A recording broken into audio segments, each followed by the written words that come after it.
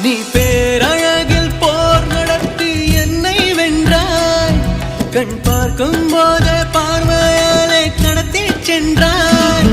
நான் பெண்ணாக பிறந்ததற்கு அர்த்தம் சொன்னாய்.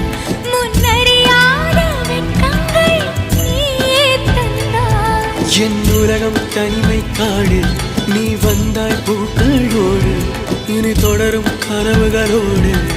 பெண்ணே பெண்ணே, நீ இல்லை என்றால் என்னாவே? நெருப்போடு வெந்தே மண்ணாவே. உன் பேரை சொல்லும் போதே உன் நெஞ்சில் கொண்டாட்டம்.